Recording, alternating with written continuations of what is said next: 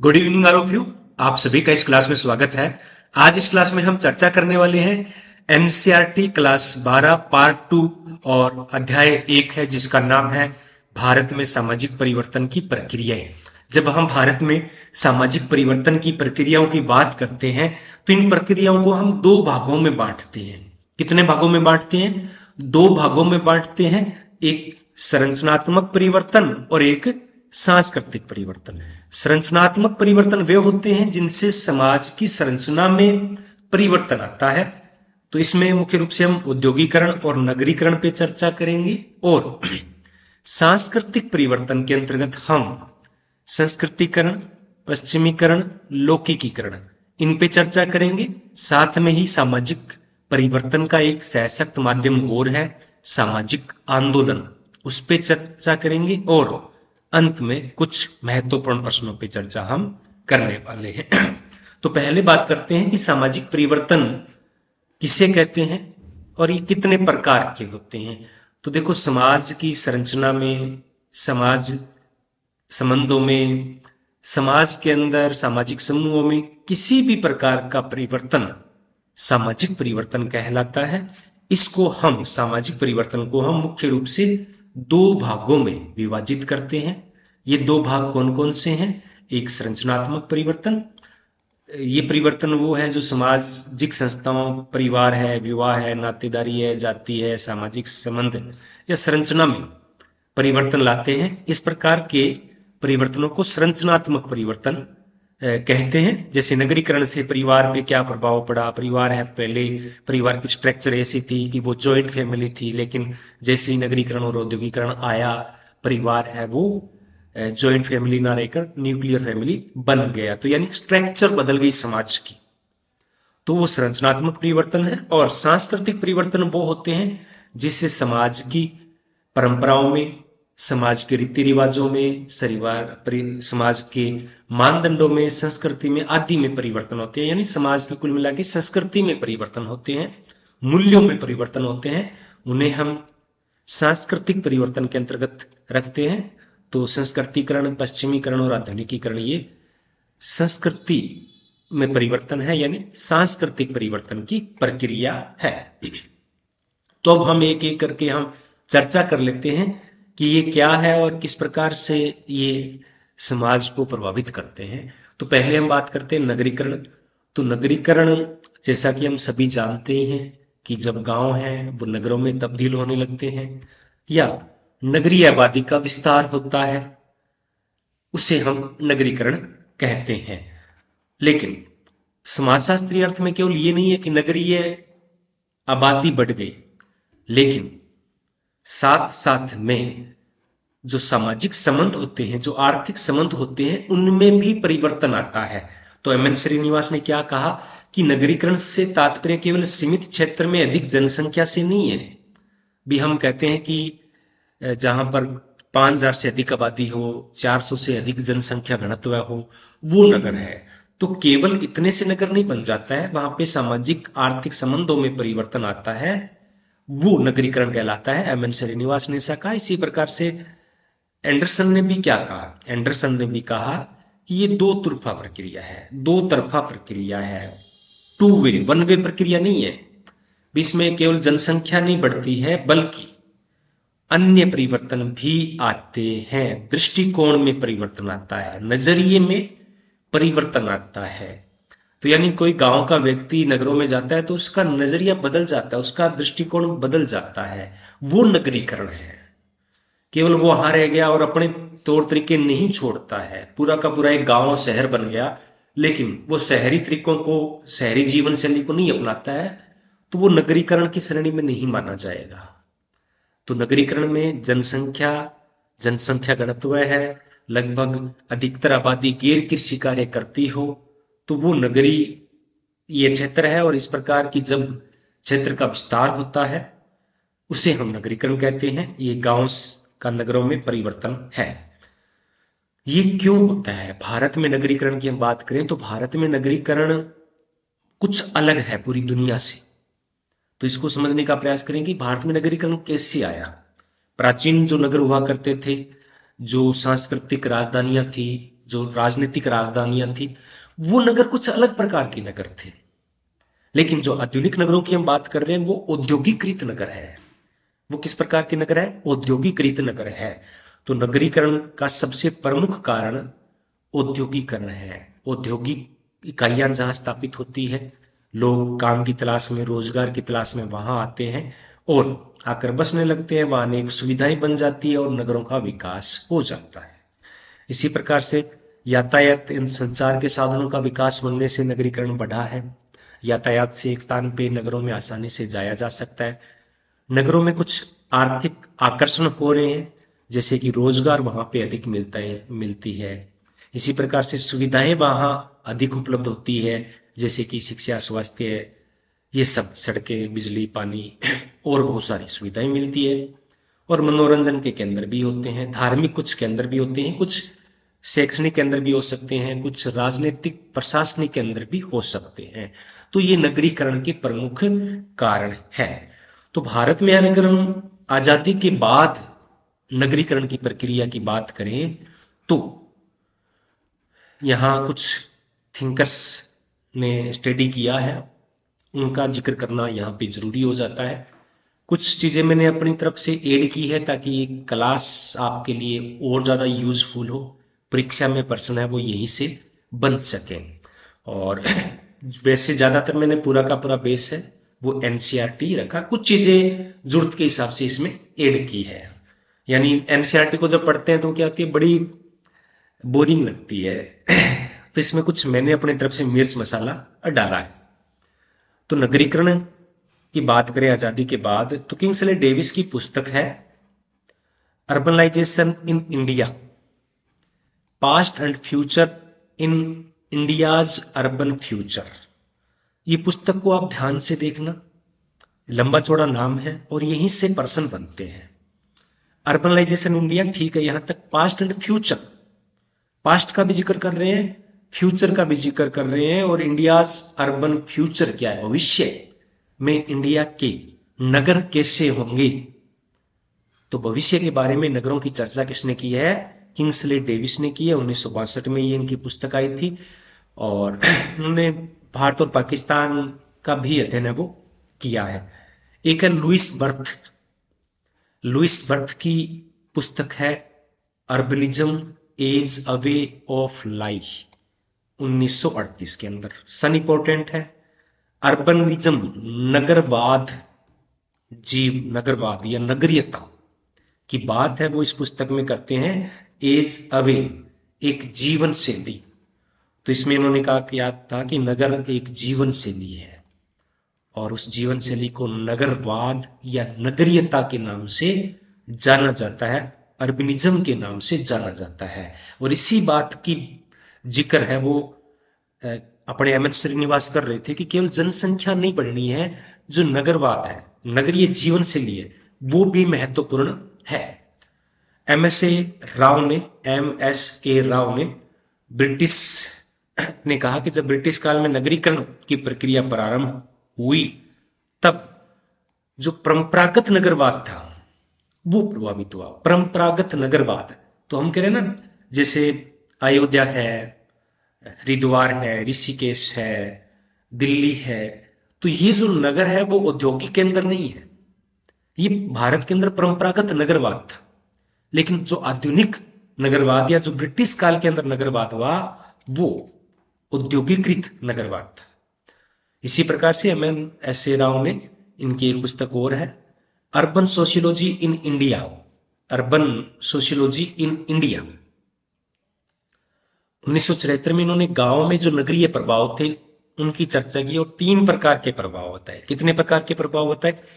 3 प्रकार के प्रभाव बताइए। तीनों के तीनों आपको पता होना चाहिए कि क्वेश्चंस कैसे बनते हैं। प्रभाव दिए होंगे 4, पूछा जाएगा कि निम्नलिखित में से किस प्रभाव की चर्चा एम.एस. राव के द्वारा नहीं की गई है। तो ध्यान से देखना। तो पहले वे ग्रामीण क्षेत्र है जहां अधिकांश लोग शहरों में काम करने जाते हैं और वहां की संस्कृति को अपनाते हैं। यानी केवल ग्रामीण क्षेत्र है जो नगरों में डेली काम करने के लिए जाते हैं, वहां से जो नगरीय संस्कृति है उसको लाते हैं। जैसे कि एग्जाम्पल के तौर पे पहले घर में चाय पिलाते थे, तो घर में जो भी कटोरा होता था उसमें पिलाते थे। चाय बिस्किट वगैरह ये देने का प्रचलन नहीं था, लेकिन जब जब लोग नगरों में जाते हैं, वहां उनको वो चीजें मिलती है, तो वो अपने घर में भी ले आते हैं। तो पहला तो ये हो गया। दूसरा, वे गांव जो औद्योगिक नगरों के नजदीक बसे हुए हैं और उनका प्रभाव है उन नगरों पे पड़ता है। इस प्रकार की एक शब्दावली का प्रयोग और किया है राव ने, फ्रिंज सोसाइटी। यानी जब नगर समाप्त हो जाते हैं तो कुछ शहर ऐसे होते हैं जिनमें गांवों और नगरों के दोनों के प्रभाव एक साथ देखे जा सकते हैं। इस प्रकार की सोसाइटी के लिए फ्रिंज सोसाइटी का प्रयोग है वो राव द्वारा किया गया है।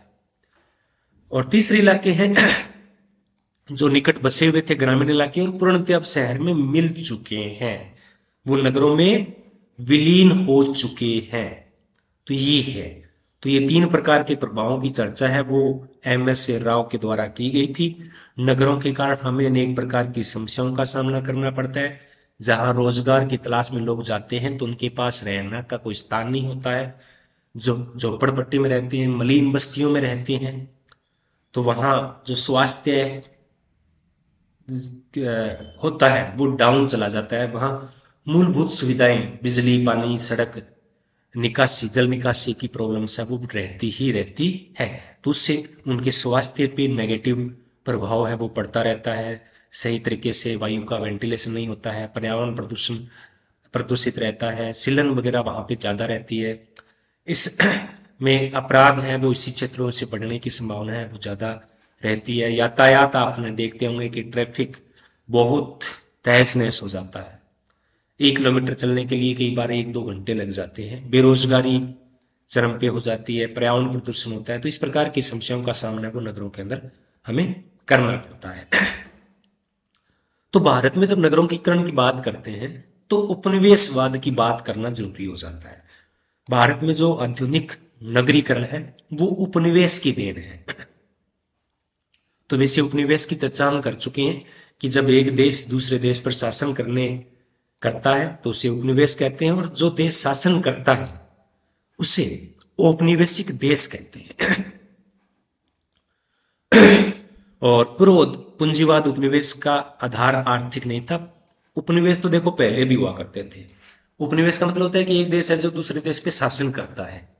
तो पहले भी चला करते थे भारत के अंदर, पता नहीं हजारों शासकों ने शासन किए, एक प्रकार से वो उपनिवेशी थे। लेकिन वो लोग क्या करते थे, जैसे भारत के अंदर मुगल आए, उससे पहले भी बहुत सारे आए, तो इन सब ने क्या किया कि भारत को आर्थिक आधार पे लूटा नहीं, भारत की आर्थिक जो व्यवस्था थी उसमें परिवर्तन नहीं किया, बल्कि जो परंपरागत व्यवस्था थी उसको बनाए रखा। वो केवल टैक्स लेते थे, बाकी उन्होंने कोई इंटरफेयर नहीं किया।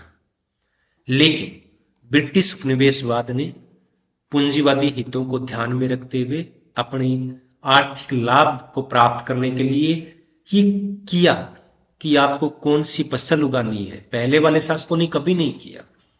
इन्होंने जंगलों को काटना शुरू कर दिया, इन्होंने रेलवे बिछाई अपने स्वार्थ के लिए, लोगों को जबरन बागानों में काम करवाने के लिए भेजा जाने लगा, विदेशों में काम करने के लिए भेजा जाने लगा, दास बनाकर गिरमिटिया मजदूरों के रूप में।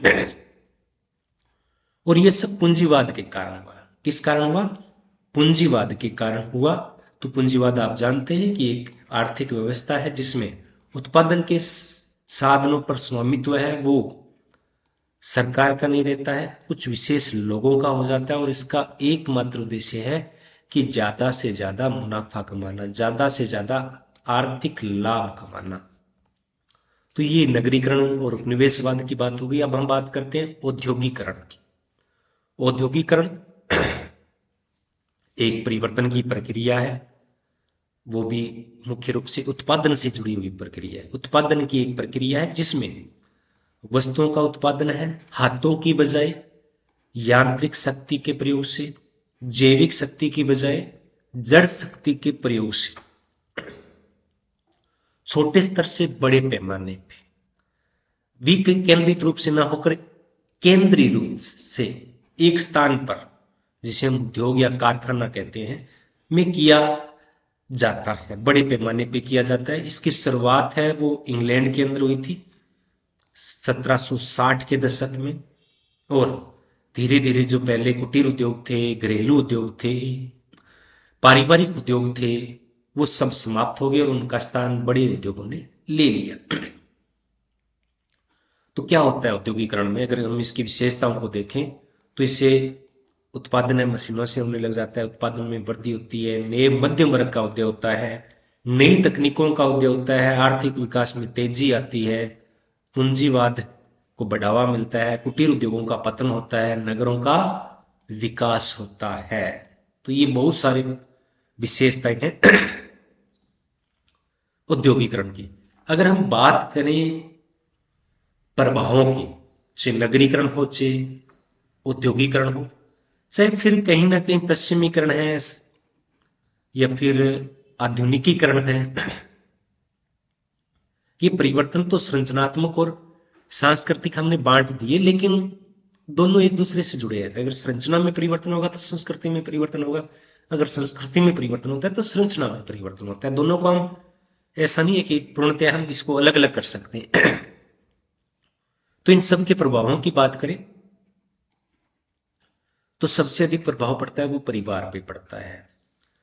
एडी रोस ने, इनकी पुस्तक है the Hindu family in its urban setting, और इनकी पुस्तक एक और है अर्बनाइजेशन एंड फैमिली चेंज। ये दो पुस्तकें हैं एडी रोस की। इन्होंने नगरीय क्षेत्रों का अध्ययन है वो किया है, परिवार का अध्ययन किया है, वो फैमिली वाले टॉपिक में मैं करवा चुका हूं। तो ये दो पुस्तकें हैं वो महत्वपूर्ण है। तो क्या प्रभाव पड़ा परिवार पे, कि परिवार है वो जॉइंट थे, वो एकांकी हो गए, परिवार की जो मुखिया की स्थिति थी वो बदल गई, परिवार में महिलाओं की स्थिति बदल गई, परिवार में जो पहले जो रक्त संबंधी संबंधों की इंपॉर्टेंस ज्यादा थी वो धीरे धीरे कम होने लगी। एकांकी परिवार जब आए, उनमें जो विवाह संबंधी रिलेशंस है उनका महत्व बढ़ने लग गया है। जाति प्रथा पर प्रभाव, तो जाति प्रथा पर भी काफी ज्यादा जो भेदभाव होता था, छुआछूत की प्रथा रही थी, उसको प्रभावित किया, उसको कम किया। आंद्रे बितेई ने इस पे चर्चा की अपनी पुस्तक caste old and new essay in social stratification. इसी प्रकार से कोलेंड्रा ने अपनी पुस्तक कास्ट इन कंपेटेटरी इंडिया 1969 में 3 प्रकार के प्रभावों की वो चर्चा की है। तो यानी जाति व्यवस्था में जो जातिगत भेदभाव थे उनमें कमी आई, ब्राह्मणों की सर्वोच्च स्थिति में परिवर्तन आया, उनकी स्थिति में गिरावट आई, जो निम्न वर्ग से जो लोग थे, उस जाति से लोग थे, उन्होंने अपनी आर्थिक तरक्की से उनके सम्मान बढ़ा, उनका मान सम्मान है वो जाति आधारित ना होकर, जन्म आधारित ना होकर कौशल आधारित हो गया। विवाह पे प्रभाव पड़ा, विवाह में प्रेम विवाह की शुरुआत होने लग गई। जो विवाह थे वो पहले माता पिता द्वारा तय किए जाते थे, वो संतानों के द्वारा खुद तय है वो किए जाने लग गए। विवाह की आयु में वृद्धि हुई है। तो इस प्रकार से इंटरकास्ट मैरिज है वो बढ़ी है। तो विवाह पे भी बहुत सारे प्रभाव पड़े हैं। धार्मिक जीवन पे धर्म के प्रभाव में कमी आई है, धर्मनिरपेक्षता बढ़ी है। सबसे महत्वपूर्ण, स्त्रियों की स्थिति में भी परिवर्तन आया है, स्त्रियों की स्थिति में सुधार हुआ है, घूंघट प्रथा कम हुई है, दहेज कुछ जगह बढ़ा है लेकिन कुछ जगह कम भी हुआ है। महिलाएं हैं वो घर में ही रहती थी लेकिन घर में अब वो उद्योगों में, नगरों में काम करने के लिए जाने लग गई है। मैत्री चौधरी की पुस्तक है the Indian women's movement reform and revival में इन्होंने इन पे चर्चा की है। शिक्षा के क्षेत्र में भी परिवर्तन आया है, सत्रीकरण में परिवर्तन आया है। पहले जाति आधारित था, वर्ग आधारित हो गया है। व्यक्तिवादी दृष्टिकोण बढ़ा है। पहले जो सामूहिकता जो थी ना, सामुदायिक भावना थी, वो कहीं ना कहीं कमजोर होने लगी है। व्यक्तिवादी दृष्टिकोण में, व्यक्तिगत स्वतंत्रता में वृद्धि हुई है। रुडोल्फ एंड रुडोल्फ की पुस्तक है the modernity of tradition, the modernity of tradition, पूरा नाम देखना, वरना आप इसको देखते ही आप योगेंद्र सिंह को याद कर ले जाओगे। The modernisation of Indian tradition, वो पुस्तक अलग है। The modernisation of Indian tradition, ये पुस्तक है द मॉडर्निटी ऑफ ट्रेडिशन। और पॉलिटिकल डेवलपमेंट इन इंडिया, पूरा नाम ये है इस पुस्तक का। 1967 में इन्होंने इस पर चर्चा की है। पूंजीवादी व्यवस्था का उदय हुआ है, संस्कृति पे क्या प्रभाव पड़े ये आप देख सकते हो ही हो। तो ये औद्योगिकरण की बात हो गई। अब हम बढ़ते हैं सांस्कृतिक परिवर्तन है उनकी तरफ। तो आपको क्लास कैसे लगती है, प्लीज कमेंट के माध्यम से आप बताएं। अगर अच्छी लगी तो लाइक करें, नहीं लगी तो डिसलाइक भी आप कर सकते हैं। और कुछ क्वेश्चन आते हैं कि सर आप समझाते नहीं हो, चीजों को एक्सप्लेन नहीं करते हो। तो देखो, मैं तो अपनी तरफ से पूरी कोशिश करता हूं एक्सप्लेन करने की। अगर बहुत ज्यादा बाल की खाल निकालेंगे हम किसी चीज की तो टाइम वेस्ट होगा। मैं उतना ही करवाता हूं कि अच्छे तरीके से समझ में भी आ जाए और कम समय में हम ज्यादा से ज्यादा चीजों को अर्जित कर सकें, ताकि एग्जाम में अपने को बेनिफिट मिले। तो आपको छोटी छोटी ये पीडीएफ दिखाई देती होगी, छोटी छोटी क्लासें लगती होगी, लेकिन मैं इनमें कुछ विशेष ऐसा नहीं है कि किसी चीज को बार बार रिपीट करें, बार बार बहुत ज्यादा उसको एक्सप्लेन करें, तो उससे समय की बर्बादी है और हम फिर धीरे धीरे उससे बोर होने लगते हैं। तो इसलिए मैं ना कभी कोई चीजों को रिपीट करता हूं, ना कोई बहुत ज्यादा कभी जरूरत पड़ती है तो एक्सप्लेन जरूर करते हैं। जैसे एग्जाम्पल के तौर पे अभी हमने चर्चा की कि द मॉडर्निटी ऑफ ट्रेडिशन, तो ये कहाँ हम इसमें मात खा सकते हैं, तो ये चीजें जरूरी है। फिर भी कोशिश तो करते हैं। तो सबका देखो, कहते हैं कमेंट भी अच्छे भी आते हैं कि सर बहुत अच्छा लगता है। तो देखो, सब टीचर अपनी तरफ से अच्छा करवाने का प्रयास है वो करता है, और जितनी मेहनत टीचर करता है उतना बेनिफिट है वो स्टूडेंट को मिलता है। वो तो देखो, हमारे राजस्थान में कहावत है कि जितना घी डालांगा बितो ही मिठो होगा वो, यानी जितनी मेहनत करेंगे उतना बेनिफिट अपने को मिलेगा, चाहे वो टीचर हो चाहे स्टूडेंट हो। तो वैसे सभी करते हैं, बस बात आपके समझ में आने की है कि आपको समझ में आ जाए। तो प्रयास यही है, और इसके अलावा और कोई प्रयास इसमें हमारा नहीं रहता है। तो हम बात करें पश्चिमीकरण की। पश्चिमीकरण है वो एक औपनिवेशिक शासन की देन है। औपनिवेशिक शासन भारत में मुख्य रूप से ब्रिटिश का, ब्रिटिश के अलावा पुर्तगाल और फ्रांस ने गोवा में, लक्षद्वीप में, पुडुचेरी में थोड़ा थोड़ा शासन किया था, लेकिन मुख्य जो शासन था वो ब्रिटिश था। तो उसकी देन है। इस अवधारणा का सर्वप्रथम प्रयोग एम एन श्रीनिवास ने किया। Social change in modern India, social change in modern India, ये इनकी सबसे महत्वपूर्ण पुस्तक है एम एन श्रीनिवास की। इसमें इन्होंने पश्चिमीकरण की परिभाषा दी है कि भारतीय समाज एवं संस्कृति में लगभग 150 सालों के ब्रिटिश शासन के परिणाम स्वरूप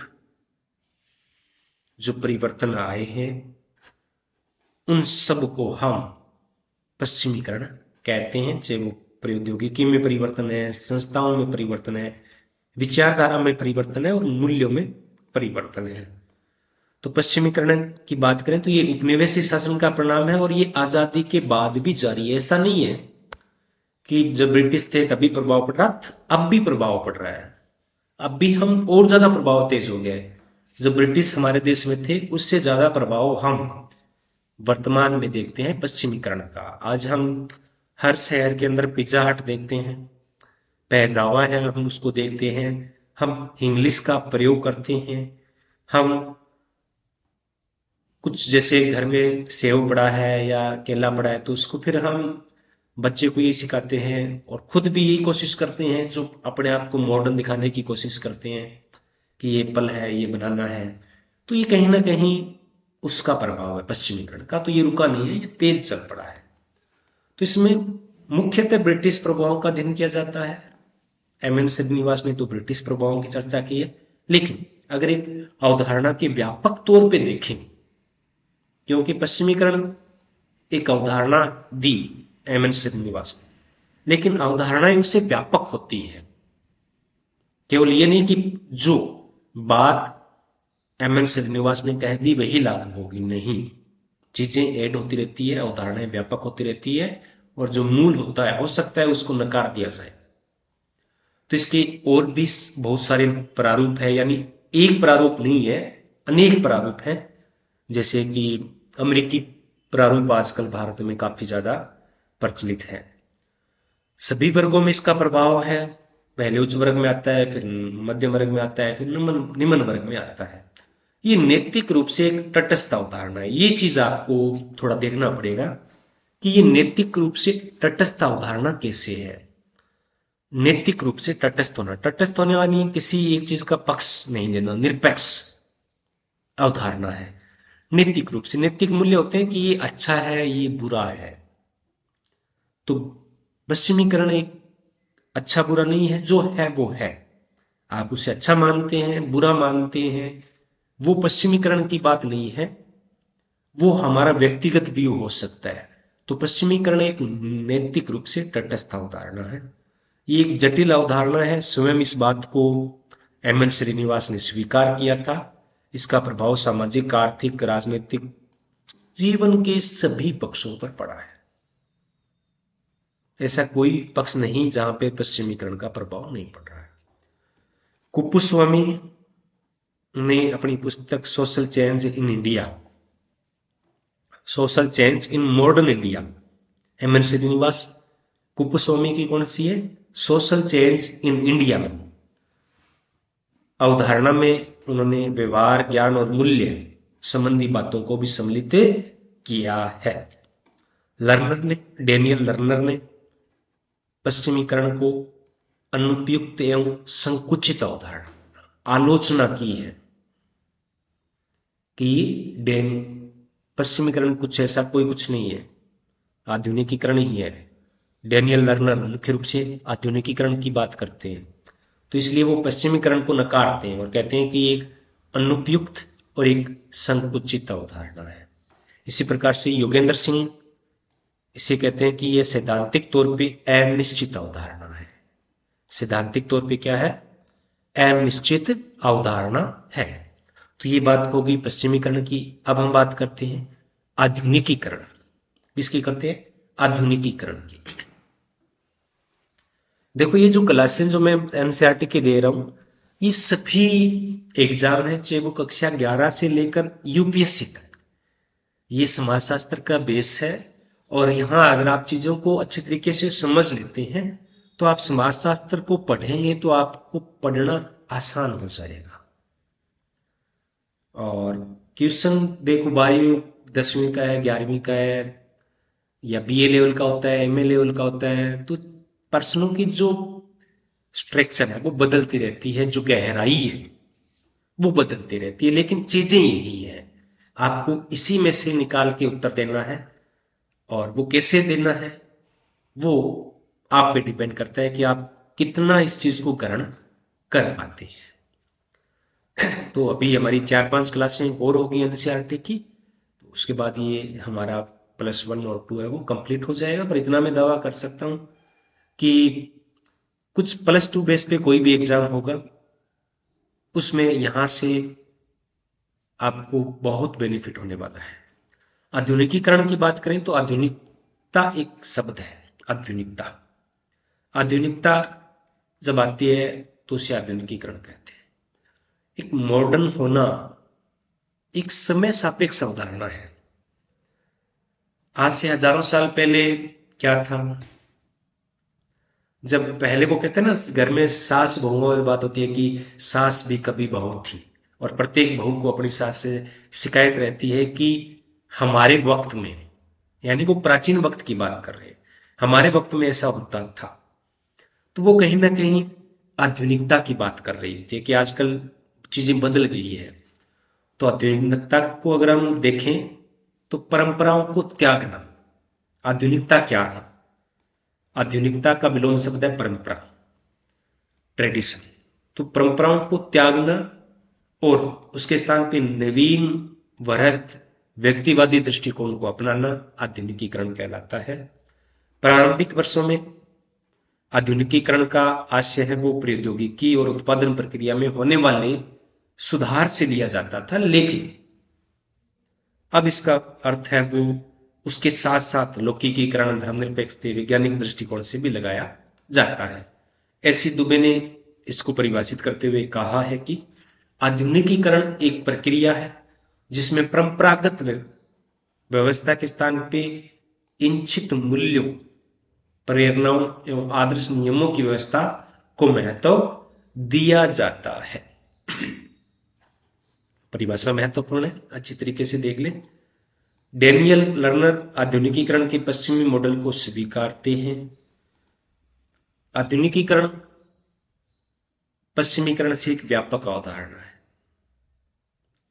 इसमें न केवल पश्चिम मूल्यों को इंपॉर्टेंस दी जाती है, बल्कि जो भी कुछ हम परंपराओं को छोड़कर स्वीकार करते हैं वो सब आधुनिकीकरण है। लेकिन डेनियल वर्नन यहाँ पश्चिम मॉडल को ज्यादा तवज्जो है वो देते हैं। आधुनिकीकरण की विशेषताओं की बात करें तो आधुनिकीकरण से नगरीकरण और औद्योगिकरण है इसमें, क्योंकि इन्हीं से तो जो नवीन विचार है वही आते हैं। फैशन की शुरुआत है वो नगरों में होती है, व्यक्तिवाद की शुरुआत है वो नगरों से होती है। इसी प्रकार से औद्योगिकरण से भी आधुनिकीकरण आता है। धर्मनिरपेक्षता इसकी विशेषता है। वैज्ञानिक दृष्टिकोण विकसित होता है।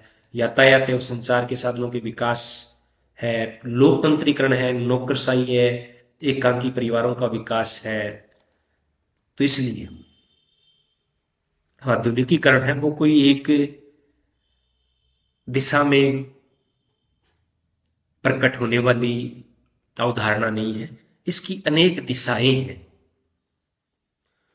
जहां पश्चिमीकरण में केवल एक ही मॉडल था, पश्चिम का मॉडल, तो आधुनिकीकरण में अनेक मॉडल हैं। रूस का भी है, जापान का भी है, चाइना का भी हो सकता है, किसी का भी हो सकता है। तो एम एन श्रीनिवास ने कहा कि एक ये बहुदिशा को प्रकट करने वाली अवधारणा है और इसे एक तटस्थ अवधारणा नहीं मानते। आधुनिकीकरण एक तटस्थ अवधारणा नहीं मानी गई है एम एन श्रीनिवास के द्वारा। क्यों नहीं मानी गई है? क्योंकि इसमें अच्छाई है। अभी हम जब देख रहे थे ना ऐसी दुबे की परिभाषा देख रहे थे, इन्होंने क्या कहा था? इच्छित मूल्यों की तरफ, यानी जो हम चाहते हैं उसकी तरफ इसको ले जाना है। तो ये क्या होगी? बहुदिशा प्रकट करने वाली, लेकिन मूल्य तटस्थ यानी नैतिक रूप से एक निरपेक्ष अवधारणा नहीं है। इसमें अच्छाई होती है, इसमें अच्छाई की चर्चा है वो की जाती है। और इसके तीन जो बताए थे इन्होंने प्रमुख क्षेत्र, भौतिक क्षेत्र या तकनीकी क्षेत्र। एम एन श्रीनिवास ने आधुनिकीकरण के कितने बताए क्षेत्र? 3 क्षेत्र बताए। भौतिकी और तकनीकी में परिवर्तन, सामाजिक संस्थाओं में परिवर्तन, ज्ञान एवं मूल्यों में परिवर्तन। ये 3 क्षेत्र है जो तकनीकी क्षेत्र, सामाजिक क्षेत्र और ज्ञान और मूल्यों का क्षेत्र, ये 3 क्षेत्र है वो इनके द्वारा बताए गए हैं। अब हम बात करते हैं संस्कृतिकरण की। संस्कृतिकरण की अवधारणा भी एम एन श्रीनिवास के द्वारा दी गई है। इनका सर्वप्रथम वर्णन इन्होंने अपनी पुस्तक the religion and society among the crooks of south India में दिया। लेकिन कई जगह अगर आपको ये ऑप्शन में नहीं मिलती है book, religion and the society among the crooks of south India 1952 में, तो फिर इनकी एक पुस्तक और है जो कि सबसे महत्वपूर्ण पुस्तक है इनकी, social change in modern India, आधुनिक भारत में सामाजिक परिवर्तन, जिसमें संस्कृतिकरण की भी बात करते हैं, लौकिकीकरण की बात करते हैं, पश्चिमीकरण की बात करते हैं, आधुनिकीकरण की बात भी करते हैं। ये इनकी सबसे महत्वपूर्ण पुस्तक है। तो ये अगर ऑप्शन में नहीं है, अगर ये है तो आंसर ये सही होगा। तो पश्चिमीकरण एक प्रक्रिया है, इसकी परिभाषा को आप अच्छी तरीके से देख लें। एक एक शब्दावली आपको अच्छी तरीके से पता होनी चाहिए। संस्कृतिकरण वह प्रक्रिया है जिसके द्वारा कोई निम्न हिंदू जाति या जनजाति या समूह अपनी, कोई भी हो सकता है, निम्न जाति या जनजाति या कोई भी समूह अपनी प्रथाओं, कर्मकांडों, विचारधारा और जीवन शैली को, सबसे महत्वपूर्ण है जीवन शैली को, अपने से उच्च, यानी अपने से उच्च। अगर कोई निम्न जाति हो सकता है वो जो क्षेत्रीय जातियां हैं उनको, अगर कोई क्षेत्रीय है तो वो ब्राह्मण जाति को, तो अपने से उच्च और प्राय द्विज जातियां, द्विज, थोड़ा मेरा उच्चारण सही नहीं है द्विज का, तो द्विज का अर्थ होता है दोबारा जन्म लेना, दोबारा जन्म लेना। तो अपने यहां 4 वर्ण थे, ब्राह्मण, क्षत्रिय, वैश्य और शूद्र। तो उपनयन संस्कार है शिक्षा, इसीलिए कहते हैं शिक्षा से जन्म होता है। अनपढ़ व्यक्ति है वो एक पशु के समान होता है, वो मनुष्य के समान नहीं होता है। मनुष्य दोबारा जन्म कब लेता है? जब वो शिक्षित होता है। तो शिक्षा को दूसरा जन्म माना गया है। और उपनयन संस्कार की जो अनुमति थी वो 3 वर्णों को थी, ब्राह्मण, क्षत्रिय और वैश्य को, शूद्रों को नहीं थी। इसलिए इन तीनों को संयुक्त रूप से क्या कहते हैं? द्विज कहते हैं, यानी इनका दोबारा जन्म हुआ है।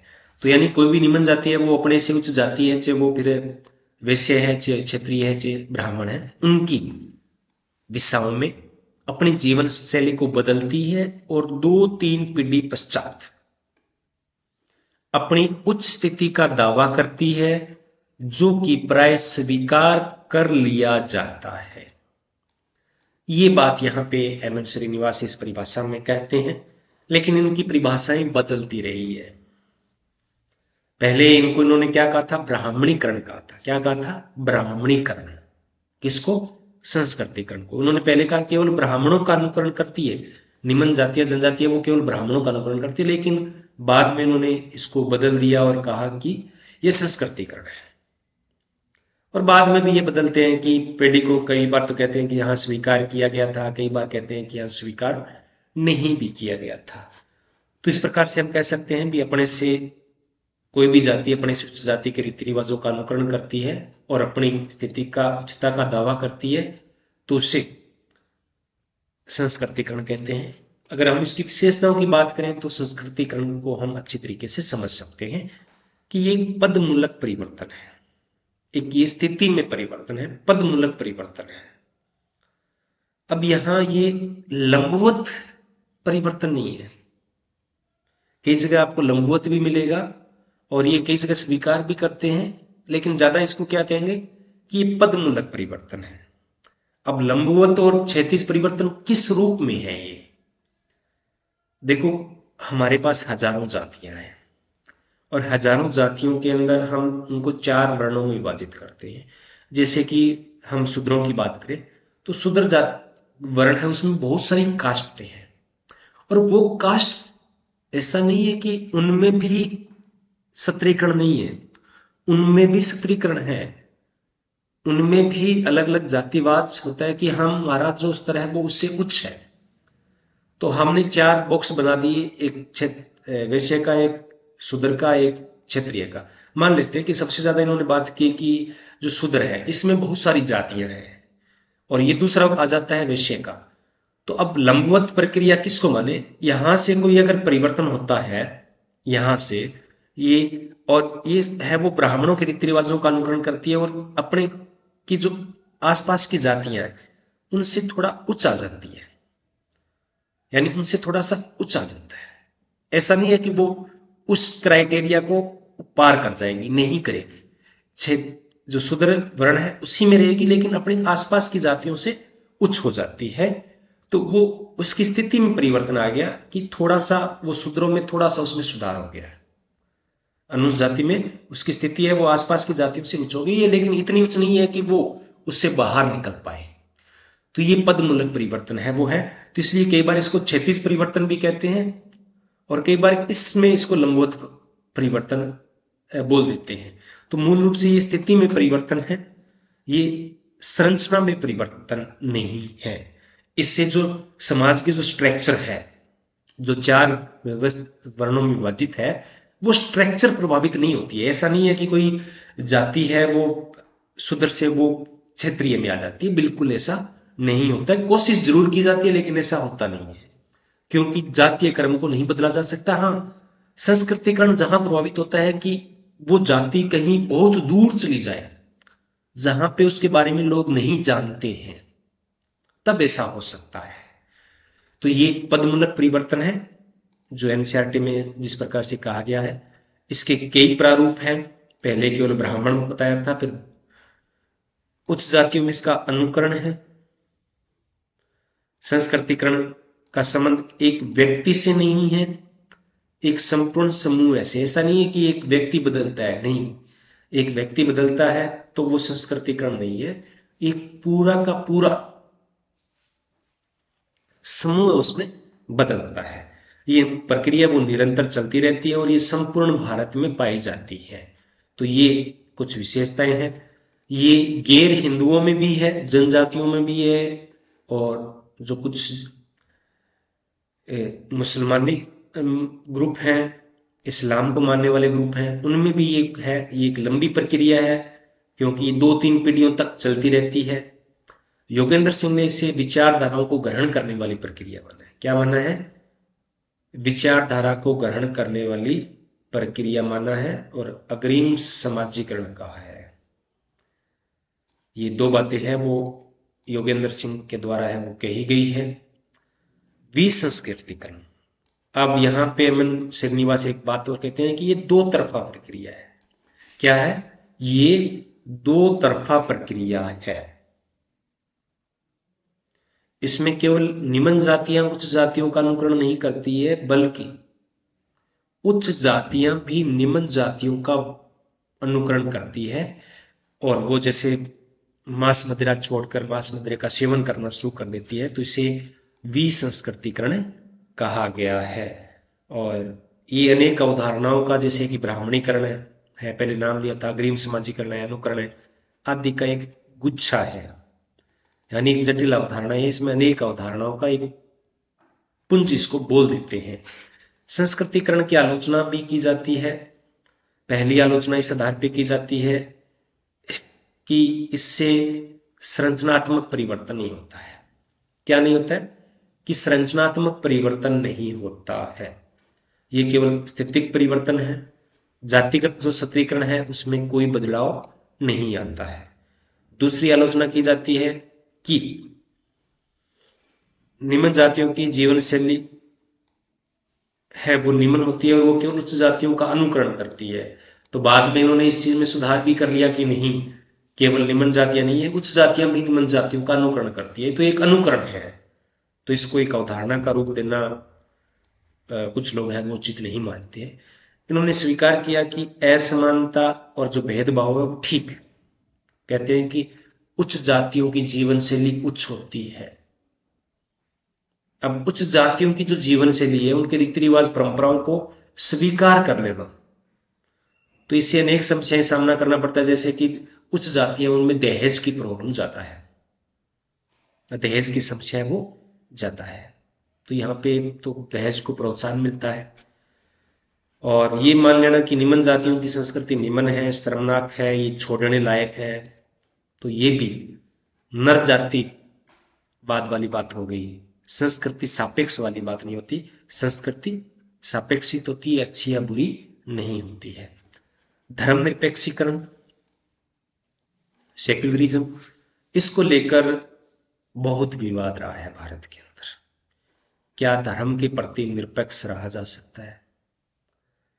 तो ये मुख्य रूप से पश्चिम की अवधारणा है जो भारतीय समाज में आयातित की गई है। इसलिए भारतीय समाज में इसे पंथ निरपेक्ष कहा गया है। क्या कहा गया है? पंथ निरपेक्ष। धर्म निरपेक्ष नहीं कहा गया, पंथ निरपेक्ष शब्दावली का प्रयोग है वो संविधान की प्रस्तावना में किया गया है। तो ये इसका अर्थ होता है कि राज्य के प्रति निरपेक्ष होना, राज्य का धर्म के प्रति निष्पक्ष होना, यानी राज्य है, सरकारें हैं, वो किसी भी धर्म का पक्ष नहीं लेगी, धर्म के आधार पर भेदभाव नहीं करेगी। और इसकी शुरुआत है वो पश्चिम देशों में हुई थी, जहां पे पहले चर्च का राज्यों पे बहुत ज्यादा प्रभाव रहता था, लेकिन बाद में धीरे धीरे धर्मनिरपेक्षता की अवधारणा और कहा गया कि नहीं, राज्य एक स्वतंत्र इकाई है, चर्च एक है, दोनों एक दूसरे का इंटरफेयर नहीं करेंगे।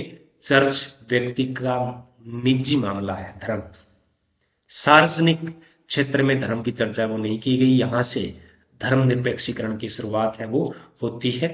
तो सभी जो लोकतांत्रिक देश होते हैं उनको धर्मनिरपेक्षीकरण को महत्व देते हैं, यानी राज्य का अपना कोई धर्म नहीं होता, यानी किसी धर्म का एक धर्म का पक्ष नहीं लेते हैं राज्य, तो वो धर्मनिरपेक्ष देश है वो कहलाता है। तो धर्मनिरपेक्षीकरण में पश्चिमी संस्कृति का प्रभाव बढ़ा है, यातायात के साधनों से धर्म के प्रभाव में कमी आई है, नगरों में धर्म के प्रभाव में कमी आई है, आधुनिकीकरण, औद्योगिकरण, लोकतांत्रिक राज्य, संचार साधनों का प्रभाव, प्रसार, इन सब से धर्मनिरपेक्षीकरण है वो बढ़ा है। तो इससे क्या होता है कि धर्मनिरपेक्षीकरण बढ़ता है तो पवित्रता और अपवित्रता की धारणा में कमी आती है, एक समानता आधारित समाज का निर्माण होता है, सांप्रदायिकता में कमी आती है, जातिगत भेदभाव में कमी आती है। ये धर्मनिरपेक्षीकरण के भारतीय समाज पे पड़ने वाले प्रभाव हैं। तो भारत एक धर्मनिरपेक्ष देश है।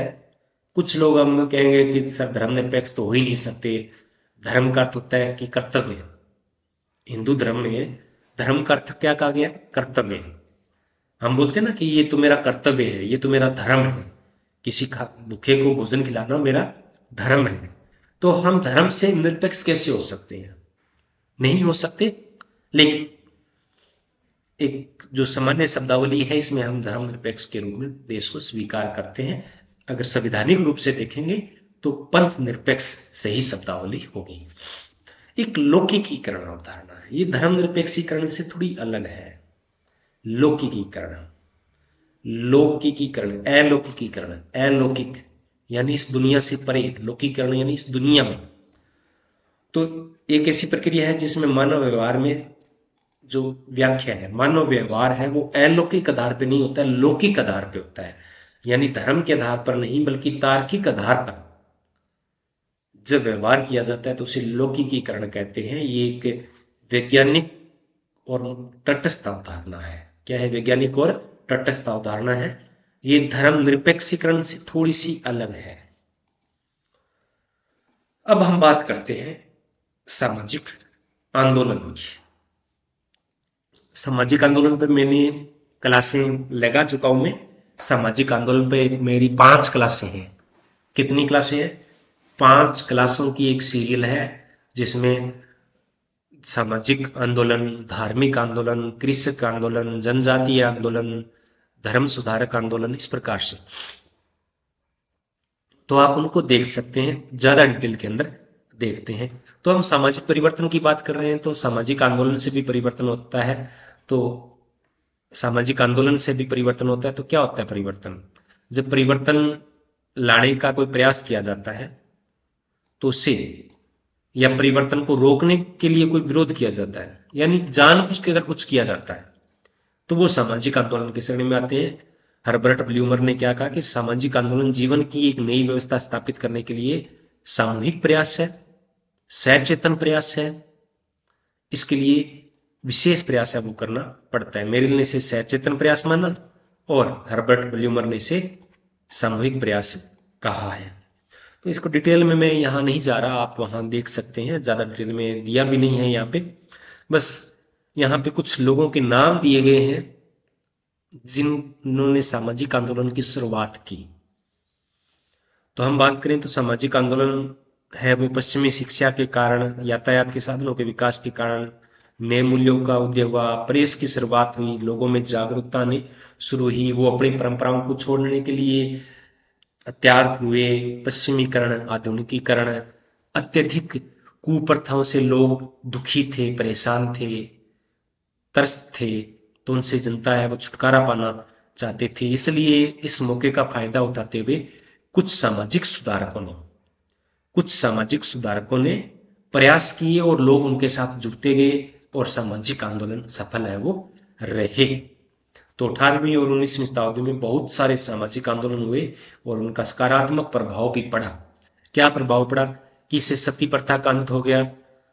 राजा राम मोहन राय ने ब्रह्म समाज के माध्यम से 1829 में सती प्रथा विरोध में कानून बनाया। सती प्रथा विरोध अधिनियम बना था, निवारण अधिनियम बना था, और ये प्रथम कानून था। बाल विवाह में सुधार के लिए कानून बन गया था, 1929 में बना। ये अजमेर के थे हरबिलास शारदा, उनके प्रयासों से बना। विधवा पुनर्विवाह की शुरुआत है वो गोविंद रानाडे और ईश्वर चंद्र विद्यासागर के प्रयासों से 1856 में हो गया था। इसी के परिणाम स्वरूप विधवा पुनर्विवाह अधिनियम 1956 बना। दहेज में के लिए कानून बना। स्त्रियों की सुधार के लिए, स्त्रियों की शिक्षा के लिए प्रयास हुए। अस्पृश्यता में कमी आई, महिला शिक्षा का प्रसार हुआ, जातिगत भेदभाव में कमी आई। ये सब किन कारणों से हुआ? सामाजिक आंदोलन के कारण हुआ। तो एक दो प्रमुख सामाजिक आंदोलन थे, उन पे हम चर्चा कर लेते हैं जो एनसीईआरटी में दिए हुए हैं। ब्रह्म समाज आंदोलन। ब्रह्म समाज आंदोलन, तो ब्रह्म समाज की स्थापना 1828 में और इसी के प्रयासों से 1929 में। थोड़ा बोर हो रहे होंगे क्योंकि कंटिन्यू जब हम पढ़ते हैं तो फिर बोरियत सी होने लगती है, तो इसलिए थोड़ा सा माइंड को रिलैक्स देना चाहिए ताकि चीजें हैं वो अच्छे तरीके से आप उसको स्वीकार कर सको। क्योंकि लगातार हम पढ़ते रहते हैं तो चीजें दिमाग में नहीं जाती है। इसलिए मैं हमेशा कहता हूं कि क्वालिटी इंपॉर्टेंट होनी चाहिए, क्वांटिटी इंपॉर्टेंट नहीं होनी चाहिए। आप कितने घंटे पढ़े, आपने कितना मैटर पढ़ा, नोट एक अच्छे स्टूडेंट की, एक अच्छे अभ्यर्थी की विशेषता नहीं है। एक अच्छा अभ्यर्थी कम टाइम में अच्छा करना करता है। 40-45 मिनट का 1 घंटा पढ़ ले, उसके बाद में अपने दिमाग को कुछ रिलैक्स देगा। तो आप कभी भी ये मत सोचें कि मैं तो 10 घंटे पढ़ रहा है, वो 12 घंटे पढ़ रहा है। कुछ नहीं है। हमने देखे भी होंगे कि जो क्लासों में कई ऐसे होते हैं वो पूरे दिन पढ़ते रहते थे लेकिन फिर भी उनके परसेंटेज है वो नहीं आते थे।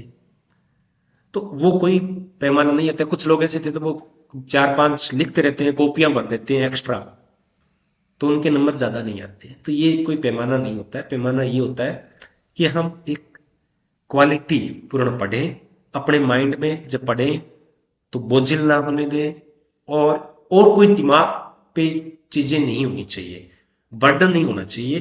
केवल और केवल पूरा का पूरा 100% माइंड है वो पढ़ाई पे होना चाहिए। तो अब हम शुरुआत करते हैं वापस। राजा राम मोहन राय ने 1828 में ब्रह्म समाज की स्थापना की थी और इन्हीं के प्रयासों से 1829 में सती प्रथा वाला कानून बना था। इनको भारत में आधुनिक भारत के पिता भी कहते हैं। जिनको कहते हैं आधुनिक भारत के पिता, राजा राम मोहन राय को, या सामाजिक सुधारकों के पिता के तौर पे हम इनको जानते हैं, क्योंकि इन्होंने शुरुआत की थी। 1774 के अंदर इनका जन्म हुआ था और बंगाल के ये रहने वाले थे। तो इन्होंने समाज में जो प्रचलित कुरीतियां थी, अंधविश्वास थे, उनको समाप्त करने का प्रयास है वो किया। तो इन जो बाल विवाह है, छुआछूत है, जातिवाद है, धार्मिक कर्मकांड है, सती प्रथा है, पर्दा प्रथा है, इन सब पे इन्होंने प्रयास किया और ब्रह्म समाज आंदोलन कहते हैं, और ये काफी सफल भी रहा है। तो 1972 में इनके 1872 में इनके प्रयासों से विवाह प्रथा पे प्रतिबंध की शुरुआत है वो हो चुकी थी। सती प्रथा पे प्रतिबंध लगाया जा चुका था। महिलाओं की शिक्षा पे विशेष बढ़ावा दिया जा चुका था। इसी प्रकार से एक आर्य समाज आंदोलन है। आर्य समाज की स्थापना है वो स्वामी दयानंद सरस्वती ने दी की 1875 के अंदर लाहौर के अंदर, बंबई के अंदर की, लाहौर के अंदर इन्होंने ये जो डीएवी स्कूल है, एंग्लो वैदिक पाठशालाएं, इसकी शुरुआत की थी। एंग्लो वैदिक पाठशालाएं, एंग्लो यानी ए वैदिक, या डीएवी स्कूलों की स्थापना इन्होंने की थी। जो एंग्लो यानी इंग्लिश और वैदिक यानी संस्कृत। ये कहते थे कि इंग्लिश भी जरूरी है और संस्कृत भी जरूरी है, तो संस्कृत को ये काफी तवज्जो देते थे। वेदों की ओर लौटो का नारा इन्होंने दिया था। तो आर्य समाज जो आंदोलन था वो एक धार्मिक आंदोलन के तौर पे इसकी शुरुआत हुई थी। ये धार्मिक शुद्धिकरण की आंदोलन था, और ये जो धर्मांतरण कर चुके लोग थे, उनको पुनः हिंदू धर्म में प्रवेश दिलाने का कार्य आर्य समाज के द्वारा किया गया था। अंतर जातीय विवाहों को प्रोत्साहित है वो आर्य समाज के द्वारा, दयानंद सरस्वती के द्वारा किया गया। जातिवाद को समाप्त करने के लिए भी इनके द्वारा प्रयास किए गए, महिला शिक्षा को बढ़ावा देने के लिए इनके लिए प्रयास किए गए। तो इस प्रकार से ये रहा था। और स्वामी विवेकानंद जी ने 1897 में रामकृष्ण मठ की स्थापना, रामकृष्ण मिशन की स्थापना कोलकाता के अंदर बेलूर में की थी। और इनका जो मुख्य उद्देश्य था वो आध्यात्मिक उन्नति था। क्या था? आध्यात्मिक उन्नति, शिक्षा, स्वास्थ्य और अंधविश्वासों का विरोध इनका प्रमुख उद्देश्य था रामकृष्ण मिशन का। प्रार्थना समाज की स्थापना है वो बंबई में आर्य समाज से ही ये प्रेरित थे, ब्रह्म समाज से ही प्रेरित थे। ब्रह्म समाज का कई बार विभाजन हुआ, तो इसका वर्णन मैंने उस वीडियो में किया है सामाजिक आंदोलन वाले में। 1867 में केशव चंद्र सेन की प्रेरणा से एमजी रानाडे, गोविंद रानाडे ने किया, और उनका जो मुख्य योगदान था वो विधवा पुनर्विवाह के क्षेत्र में था। इसके अलावा जातिवाद को कम करना, नारी शिक्षा, बाल विवाह को रोकना, ये सब भी इन्होंने की। अब कुछ महत्वपूर्ण प्रश्न जो ज्यादा नहीं लिए हैं, इतना टाइम नहीं है, और आज की क्लास में रिकॉर्ड ही कर पा रहा हूं क्योंकि अभी 3-4 दिन ये दुविधा रहेगी। तो महत्वपूर्ण प्रश्नोत्तर पे बात करें तो किसने नगरीयता को एक जीवन से लिखा है? नगरवाद या नगरीयता की बात है वो किसने कही है? लुइस। किसने कही? लुइस बर्थ ने, जिसकी चर्चा हमने भी की। किसने अपनी पुस्तक द सोर्स ऑफ नॉलेज में नए न्याय तर्कों को उल्लेखित किया? सोर्स ऑफ नॉलेज, इस पुस्तक के लेखक कौन है? ये एनसीईआरटी में ही दिया हुआ है, तो आप सोचें, इसका नाम थोड़ा सा अलग है, मैं आगे इनका बताऊंगा आपको। राष्ट्रीय योजना समिति का गठन कब किया गया था? 1938 के अंदर। आधुनिकीकरण एक प्रक्रिया है जो परंपरागत समाज से प्रौद्योगिकी पर आधारित समाज की ओर अग्रसर होती है। आधुनिकीकरण एक प्रक्रिया है जो परंपरागत समाज से प्रौद्योगिकी पर आधारित समाज की ओर अग्रसर होती है। ये परिभाषा किसने दी? तो ये किसने दी थी? ऐसी दुबे ने दी थी। द टेक्नोलॉजिकल सोसाइटी पुस्तक के लेखक कौन है? बताइए, किसी को पता हो तो। इल करके से है, वो मैं अभी इनका नाम आगे आपको लिखूंगा क्योंकि इनके नाम थोड़े याद कम रहते हैं। इल करके है इनका नाम। परंपराओं को त्याग कर नए विचारों को ग्रहण, क्या परंपराओं को त्याग कर नए विचारों को ग्रहण करना क्या कहलाता है? आधुनिकीकरण, औद्योगिकरण, पश्चिमीकरण, लौकिकीकरण, क्या कहलाता है? आधुनिकीकरण कहलाता है। आधुनिकीकरण की अवधारणा किसने दी? आधुनिकीकरण की अवधारणा किसके द्वारा दी गई थी? डेनियल लर्नर के द्वारा दी गई थी। तो जो ये पुस्तक है ना, सोर्स ऑफ नॉलेज, ये पुस्तक है वीरेश लिंगम की है, और जो टेक्नोलॉजी सोसाइटी वाली है वो जैक्यूस इल की है। तो ये आज की हमारी क्लास थी। आपने इतने प्रेम से सुना, इसलिए आप सभी का बहुत बहुत धन्यवाद।